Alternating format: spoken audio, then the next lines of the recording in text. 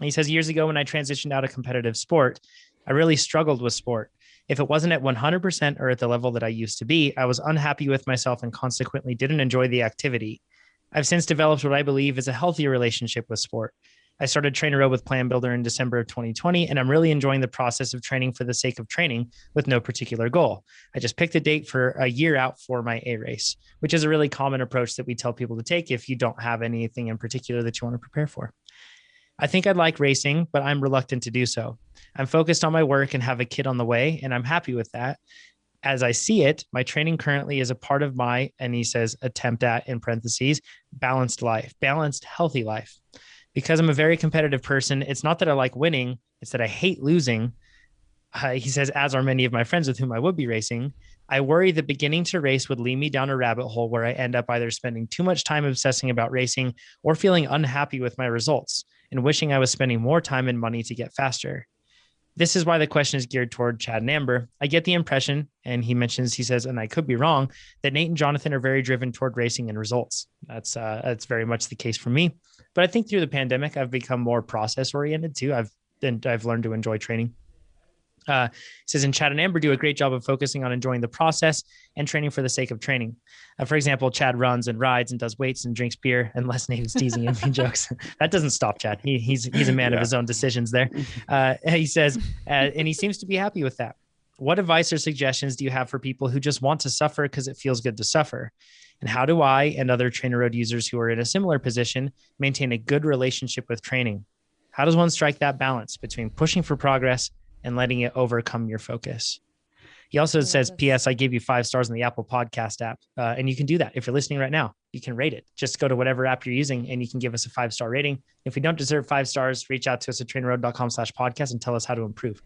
We like constant improvement. So Amber, Pete, do you want to start off on this one? We should probably define or what's your definition of competitive? Because being competitive is many times it's very much maligned by a lot of people and it gets a bad reputation. Yeah. And that's kind of what we talked about right at the beginning. I think competitiveness gets a bad rap. As you guys all know who work with me, and we're competitive here at TrainerRoad with each other, whether that's cycling or projects or typing anything we can be competitive with anything. But what I think is important is you got to remind yourself that being competitive just means that you believe that you can do something better and you can improve. So you can take a realistic look at yourself, pick something to improve upon, and then improve upon it and then try again. And so it's not that you're directly head to head battling someone like Brandon and I do all the time. I just believe I can be better and bring that closer to my peak level for what I'm doing. Better than you, not better than Brandon. That's it's no, all about better. Self. Yeah, exactly. So when you're competitive, you're really competing against yourself all the time because you believe you're capable of more.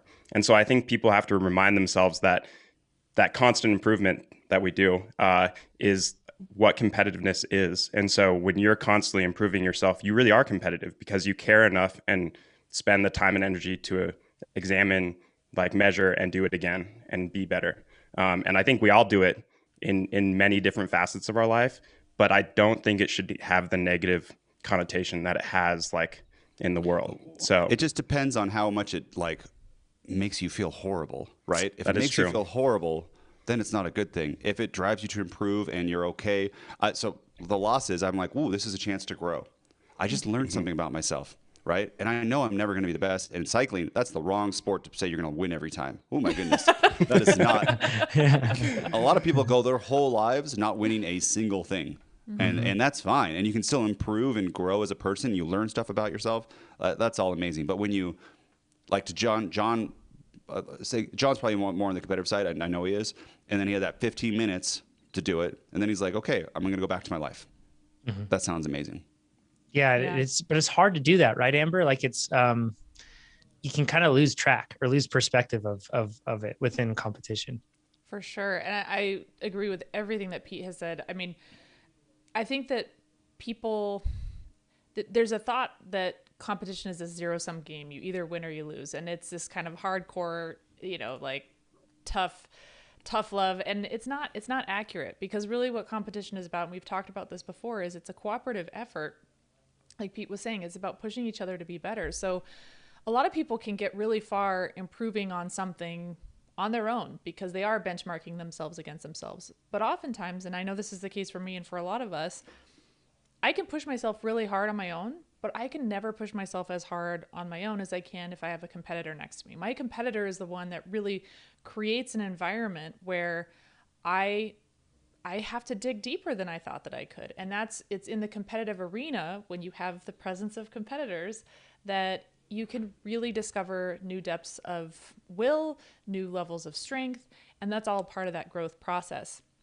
And so in that sense, your competitors are your allies in this process of self-improvement and trying to become better. And you're doing the same for your competitors. Your presence is helping them discover new strengths that they didn't know that they had. So it can be a really cooperative effort.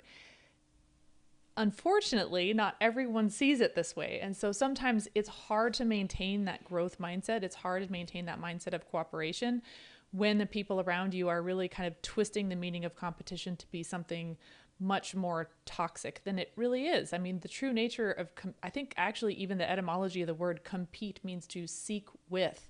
It's a cooperative effort. You are seeking to improve along with your competitors. But people will leverage competition to be bullies and jerks. And so sometimes if you're in a group of people or you're in an environment where that more toxic definition, zero-sum definition of competition is what's being adopted, it takes a lot of diligence and effort to maintain a really positive, growth-oriented mindset in that. So I'll just say it's not easy, but the more you do it, that also, it affects the people around you too. So you can be a positive influence on the people around you when you're really cultivating that kind of a mindset. Another awesome thing on this mindset is being on a team, because you don't have to win. You have a role and that you can do, and you can help, and you can be part of a team win. But you don't, it's so hard to win in cycling. So hard. And a lot of it's genetics, right? Or lifestyle and stuff. But Pete was on Cliff Bar, and so many people on that team, they don't win, but they have very important roles, and then they add to the success of the team. Is that right, Pete? Yeah, and it feels just as valuable to rise to the occasion, compete, and do what you were supposed to do, and have someone else succeed. That's almost more valuable for me, right? Like I feel like it hits at a deeper level where you sacrifice something and it all worked out, and then they kind of finished it off, which is I think that finding the enjoyment is the really important part. And Amber, that was your career, right? I mean, you have more wins than all of us combined, but also you were the teammate to help out people, right? Yeah, most of the time it wasn't my job to win. Most of the time I was there to help somebody else win. And I totally agree with that. That's actually a wonderful way to kind of insulate yourself, because if you can get on a team that has a wonderful mindset and you can create a really strong culture within your team, and you show up to a race and there happen to be people there who are kind of negative and toxic, it's really going to affect you so much less when you're surrounding yourself most of the time with that team of people that are really adopting a healthy mindset. And that team, I think the best team culture is the culture of execution. How well did we execute? Then afterwards, you're like, oh, we should have done this differently or this differently. Not, hey, you weren't strong enough. Why did you get dropped on that climb? It's more of the timing and kind of the dance that you do as your team. And that's the super fun part. And there's always room for improvement. There's never an end. So you don't like, although you might win the race. That's another thing too. You win the race, but you come back and you go, you know what? There are the 5 things we could have done better. That's what championship teams do, right? They come down and after they win, they figure out what they could have done better, because everyone makes mistakes. That's the kind of team that sounds really super fun. Yeah, and there's a lot of fulfillment when you achieve something. There's more fulfillment, I feel like, when you achieve something as a team. And like, let's say that you win the race, but it's all because of a collective team effort versus you doing it alone. I do feel like there's greater value in that. And I've had situations where we've had a plan and I haven't stuck to the plan and I've won and I feel pretty bad. Like it doesn't feel good. Like there's a lot of value in doing that together as a team. And that's one of the cool parts about road racing. For me, I'm a hyper competitive person. I've had to learn to compartmentalize it over my life, because even as a very little kid, it completely overtook all aspects of my life. Right. And the way that I had to learn to prioritize, and certain priorities fall ahead of the competition of sport that I'm focusing on. So for me, it's like family, health, work, bikes, church. I have a set of priorities, right? And within those priorities, I need to make sure that cycling is falling in the right spot. If the competitive, because I can let that competitive drive will drive cycling right up to the top every single day if I allow it. And it will become the most important thing. And I will throw everything in my life. It can be burning around me and I wouldn't care because I can be so hyper-focused on the competitive aspect. But it's really about finding what matters most to you and making sure that those priorities stay within the rightful place. And then the competition, I feel like it kind of stays within bounds and it doesn't trespass into other aspects of your life. So in this case, I can totally understand, Angus, the apprehension that you would have because you've experienced this in the past, but also trust yourself. You're an adult and you have a kid coming along the way and you have a job and you have all these things. You're a high functioning person and you can absolutely prioritize and still have competitive value in your life that you get from sport. You just have to make sure that it doesn't, jump those bounds. And something, Amber, this is like leading into your story here, but when you do this, it'll be a different sort of thing. You used to win everything, it sounds like, Angus. And now you may find yourself like really fighting for top 5 or really fighting to just do one thing or another. But that doesn't mean that you can extract the same or even more joy potentially out of just chasing something different within the sport. It doesn't have to be what you once did. Because like at different points in your career, you will reach highs, you will reach lows. And if you entirely base your competitive spirit upon the highs that you once had, it gets tough, right? And like you had this with swimming your whole life, Amber, from swimming to cycling, everything. Big time. I think that we often talk about how fun it is to get started in something because you make such huge gains right away. Like all of your improvements, you just improve by leaps and bounds. And the further along you get, the harder it is to get 3%, 2%, 1% improvement. And so when you just getting into a sport and you're improving quickly, there's almost no downside, right? Because you're either going to learn something and make some huge improvement, or if you mess up, it's okay because you didn't know any better because you're just a rookie. And this was definitely the case for me in swimming. And then it was again the case for me in cycling.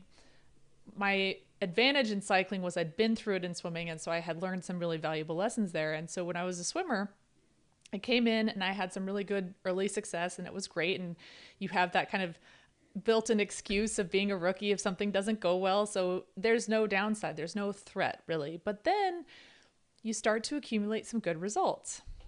And then people start to expect things from you. And you start to expect things from yourself. And now this downside starts creeping in because now there's a threat of failure. There's a threat of disappointing yourself, of disappointing others. That possibility starts to feel like a real threat. And Angus even mentions this in his question. It's not as much that he likes winning. It's that he really, really hates losing. And I think that that's kind of where this comes in, right? Is that fear of failure.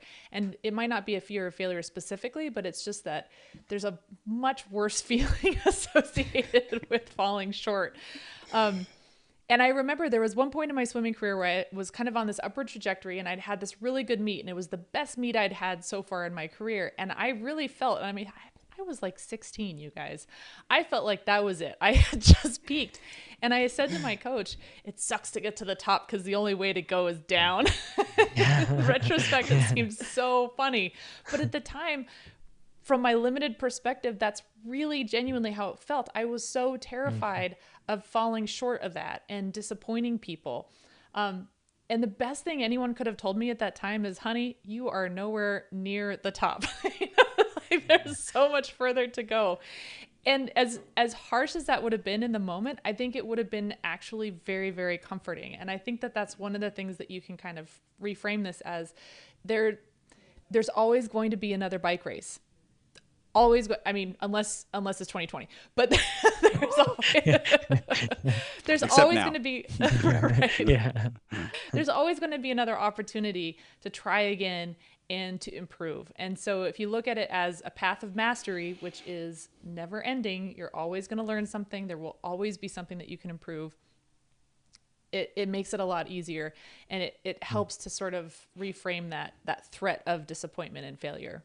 Amber, do you have any tips for reframing that, for basically reprogramming how the brain works in those moments when you feel the fear of failure driving you toward non-productive ways instead of productive ways or anything like that? Yeah, for sure. And I just want to share too, that was in my swimming career and I've been going through this more recently. So in 2018, I was going to retire from the sport, from cycling. And I ended up having to end that season really early because I got a concussion. And so one of my big goals on this side of full-time racing was I wanted to have a really healthy relationship with my bike. I didn't want to have this sense, I didn't want to carry the sense of obligation to always be fit and always be at a certain level with me into retirement. And so it's a process of breaking habits of thought, and it's not easy. Okay. So you probably have a lot of habits of thought that are associated with how you conceptualize competition, how you conceptualize failure and disappointment, and breaking those habits of thought is not easy.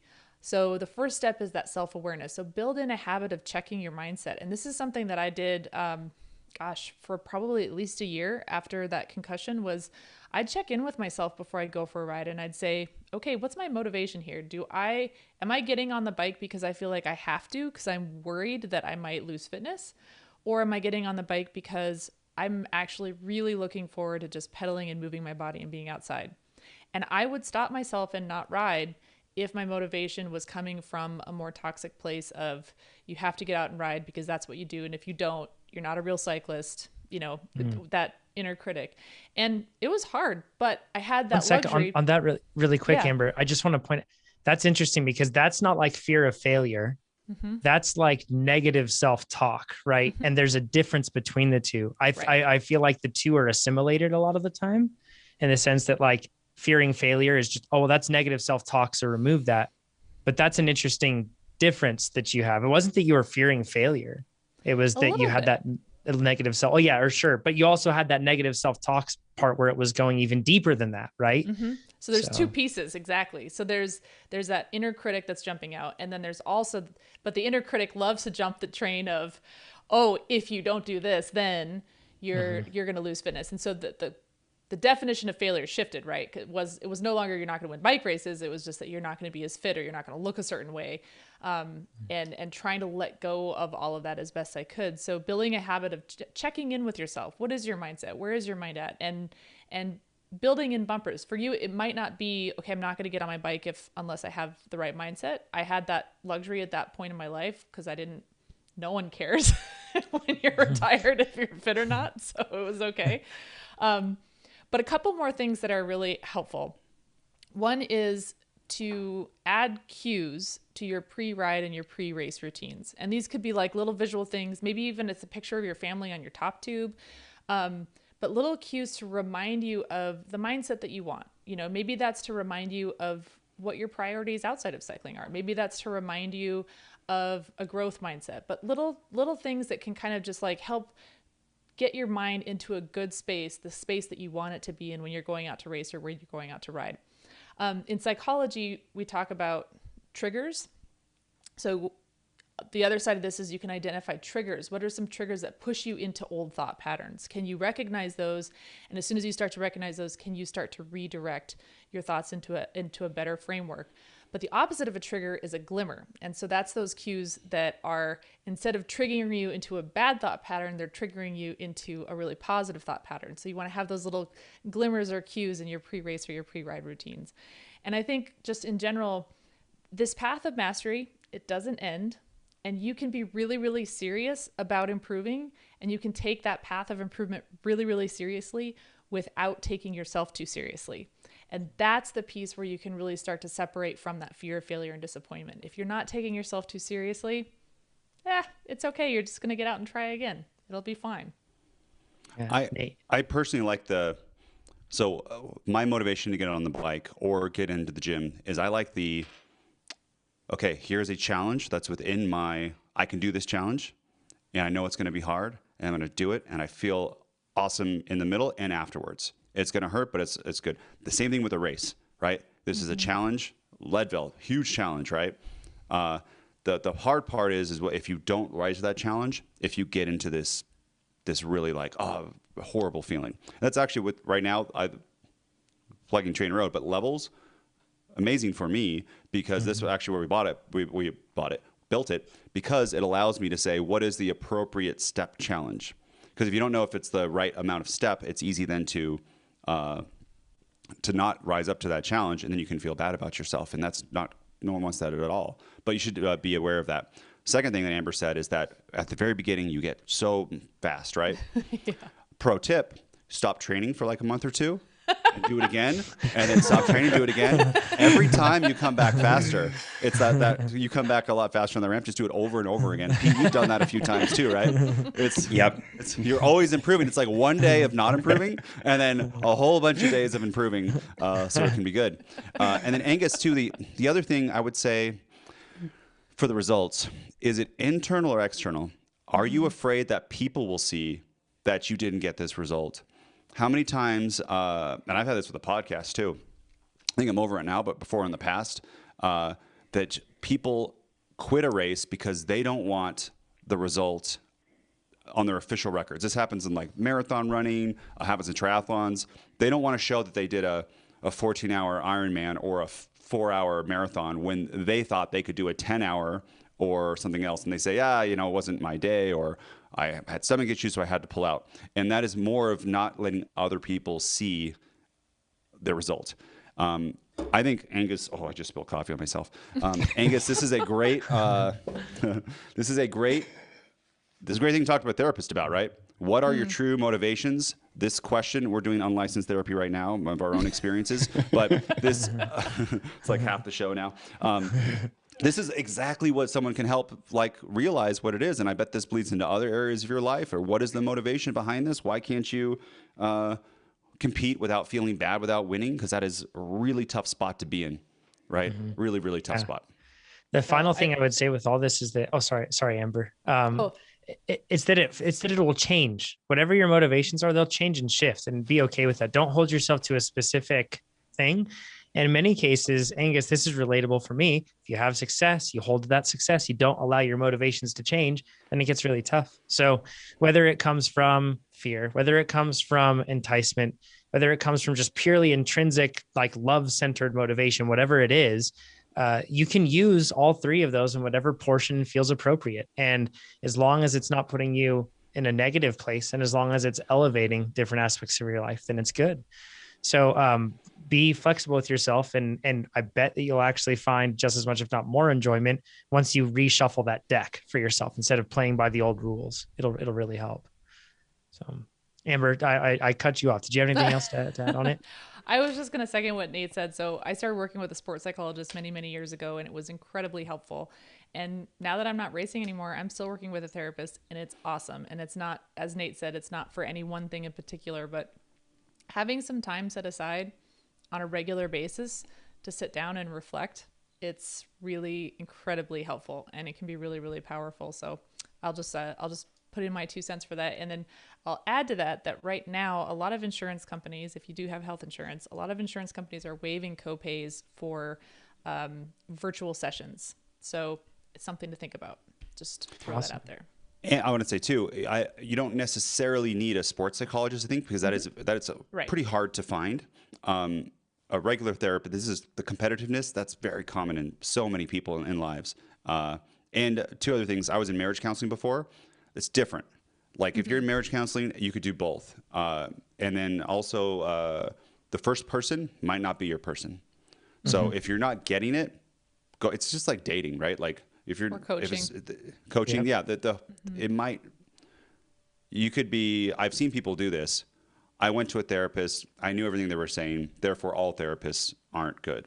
Imagine if you did that for coaching. You went to one coach, they gave you bad workouts. You're like, all coaches are bad. They're all the same. Not so at all. There's a big range in skill level and just personality match and that sort of thing. If you like this video, make sure you give us a thumbs up. If you didn't like this video, you can give it a thumbs down, but let us know what you would have done differently in the comments below. If you want to see more of these videos, make sure you subscribe to our YouTube channel. And if you want to become a faster cyclist, check out TrainerRoad.com. Do it.